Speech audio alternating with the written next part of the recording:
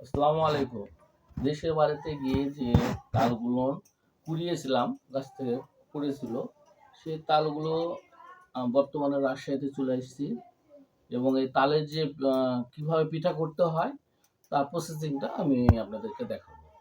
যে তাল থেকে এই এই চামড়াগুলো খোসায় যে রস, সেই রসটা বাহির করতে হয়। তারপরে আটা দিয়ে যেটা করার আমি ওটা আপনাদেরকে দেখাই দেবো যে কীভাবে পিঠাটা তৈরি করতে হয়। তো এখন আমি তালের চামড়াটা খসায় নেব। যেভাবে চামড়াগুলোকে খসায় নিতে হয়, এভাবে খসায়ে তারপরে এতে সামান্য একটু পানি দিতে হয়, দিয়ে রসটা বাইর করতে হয়। আমি সেটা দেখাচ্ছি।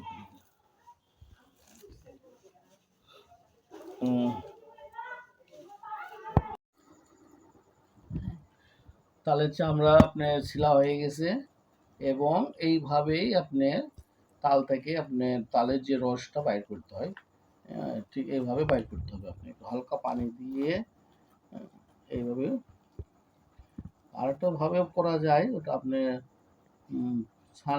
ছাঁকনি লাগে, শক্ত ছাঁকনিতে দিয়ে ঘষে ঘষে বার করতে হয়। কিন্তু এটা ভালো, এটা সহজ। এটা একটু কষ্ট হলো, এটা সহজ। এতে আপনার এই ছোবাটা হবে না, ওতে ছোবা হয়। দেখেন হয়ে আসছে অবশ্য, আর অত নেব না আমরা, একটু প্রয়োজন। এই যে হয়ে এসছে।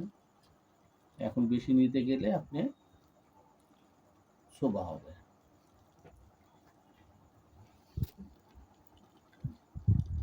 এতে অনেক হবে। আর আমার সাইনার সদস্য সংখ্যা কম, তো এই যথেষ্ট।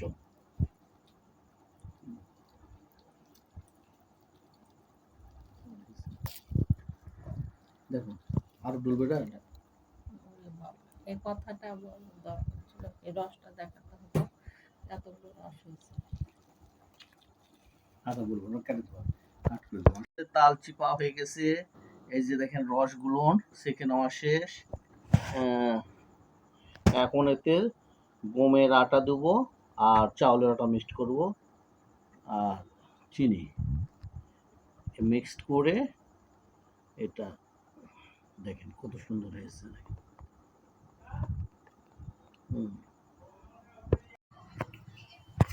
মোটামুটি আপনি চিনি গুণ লাগবে, কারণ আপনি আধা কেজি মতন আটা যাবে, আধা কেজি আটা যাবে, তো এই চিনিটা লাগবে আপনার।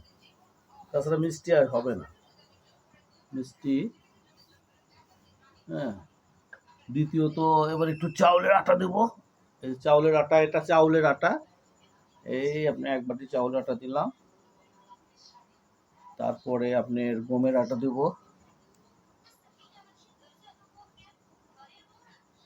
চাউলের আটা 2 গুণ 3 গুণ দিলে ভালো হয়, বেশি দিলে আপনি চাউলের আটার গুণটা ভালো হবে, এই জন্য মচমচা হবে। 3 বাটি। হ্যাঁ, দেখি লাগলে সামান্য পরিমাণ আবার দেওয়া যাবে। এভাবে মিক্সড করতে হবে, খুব কষ্টকর, সহজ না। আর স্বাদের তাল একটু কষ্ট করে হয়। দেখেন এই যে এইভাবে মাখাতে হবে আপনাকে, চিনিটা মিক্সড করতে হবে এবং আটাটাকেও মিক্সড করতে হবে। হ্যাঁ, এই যে দেখেন কত সুন্দর কালার চলে এসছে। আমার শাহিনা খুব ব্যস্ত আছে, সে অলরেডি চলে গেছে চুলার পাড়ে তেলটা গরম করার জন্য। সে খুবই ব্যস্ত, সবসময় সর্বদাই সে ব্যস্ত থাকে। হ্যাঁ, আমি এই মাঝে সাথে একটু সহযোগিতায় থাকি, কিন্তু সে সবসময় ব্যস্ত। একটু নরম হয়েছে, আর একটু আটা লাগবে। এই শাহিনা, আর একটু আটা দিতে হবে।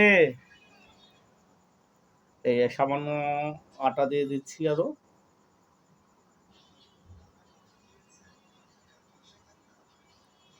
চিনির পরিমাণটা একটু বেশি দেওয়া আছে, তো এই জন্য একটু পাতলা হয়েছে। কড়া মিষ্টি না হলে ভালো লাগে না।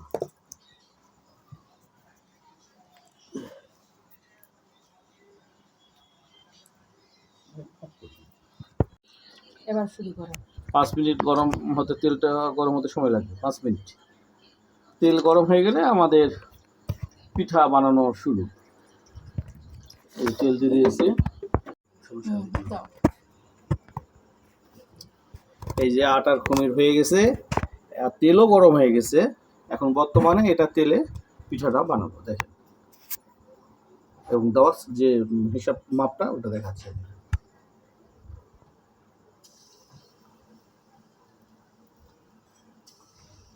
এর অনেক ধৈর্য লাগে, ধৈর্য সহকারে।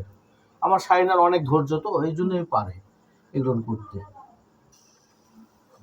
হ্যাঁ, আল্লাহ তাআলা তার অনেক ধৈর্য দিয়েছে। আমার একটু ধৈর্য কম, আমার শাইনার মতন অত ধৈর্য না।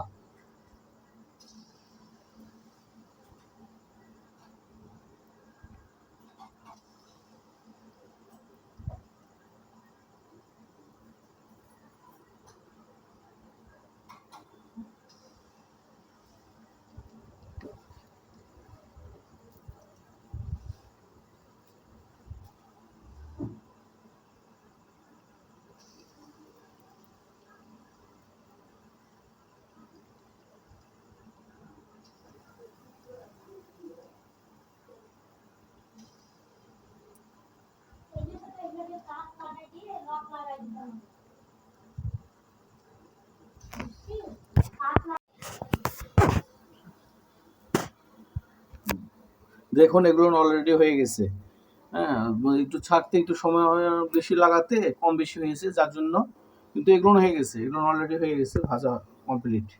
ভাজা কমপ্লিট হয়ে গেছে, বাকিগুলো কিছুক্ষণের মধ্যে উঠে যাবে। আর আর এইভাবে তুলতে হয়। আর একটা আমি আপনাকে ওটা ভেঙে দেখাচ্ছি, ভিতরের কেমন হয়েছে সেটাও দেখিয়ে দিচ্ছি। ব্রাউন কালার, খুব সুন্দর। তালের যে কালারটা, সেই কালারটাই আছে। খুবই সুন্দর হয়েছে, খুবই সুন্দর হয়েছে। ওইটা সেট করে দিও। আর এই যে উপকরণগুলো আমার শাইন আমাকে শিখিয়ে দিয়েছে। আজকে ছুটির দিন বাসায় ছিলাম, আচ্ছা তো থাক। একটু এই খাবারটা তৈরি করে সবার মাঝে আনন্দ মুহূর্ত পার করলাম। আল্লাহ হাফেজ।